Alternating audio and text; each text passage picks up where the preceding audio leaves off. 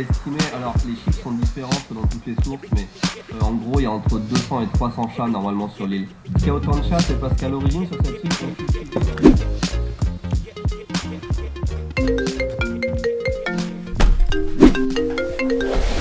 Hello! Salut man!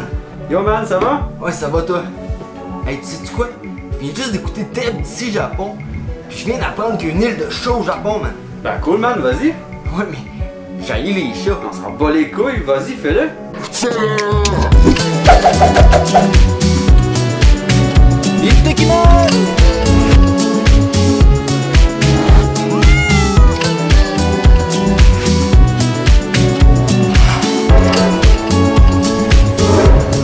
Et c'est comme ça que la chaventure jusqu'à Tashirojima a débuté.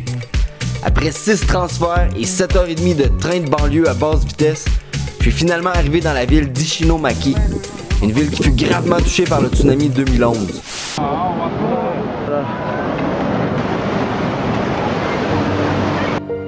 Ça, c'est un monument qui a été érigé par l'effort de familles qui ont perdu des enfants dans un autobus scolaire qui a pris en feu pendant le tsunami 2011. Le chauffeur venait d'arriver à l'école primaire quand il a reçu l'alerte que le tsunami arrivait. Au lieu de réfugier les enfants sécuritairement dans l'école, il a décidé de repartir vers la maternelle qui se situe un petit peu plus loin. Et l'autobus s'est fait ensevelir et a pris en feu. Les enfants sont morts brûlés.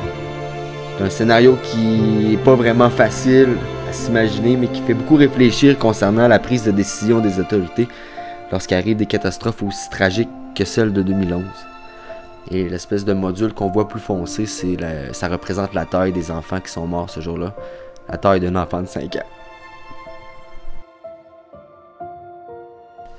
Bon, moi j'ai un bateau à prendre, on s'en va flatter des chats.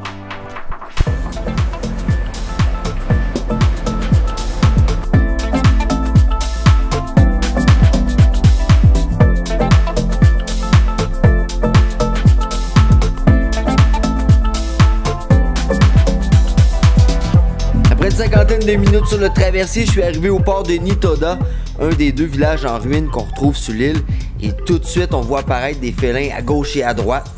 Après tout, ils sont la raison principale de toute cette aventure-là, hein?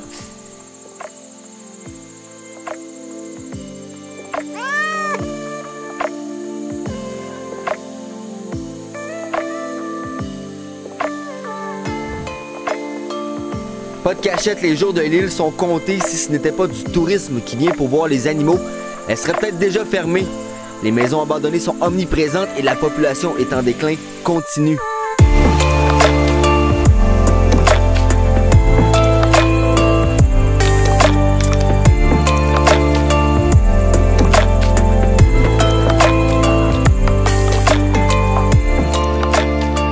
Présentement, si on compare la population humaine à celle des chats, on peut facilement croire qu'il y a 3 à 4 fois plus de félins. Les habitants de Tashirojima sont majoritairement des personnes âgées. On peut par contre compter quelques hommes dans les 40-50 ans, mais il n'y a aucun enfant.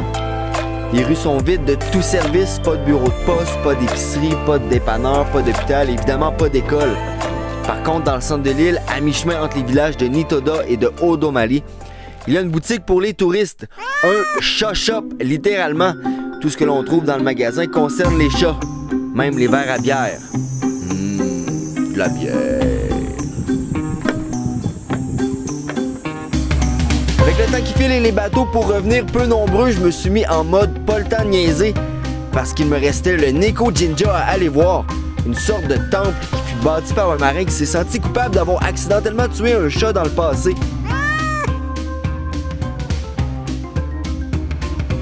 Aujourd'hui, grâce à lui, l'île est devenue un peu un lieu charituel. Ça, c'était pas un très bon jeu de mots. Anyway, il fallait aussi que je me crée une banque d'images de bêtes à poil, que voici d'ailleurs.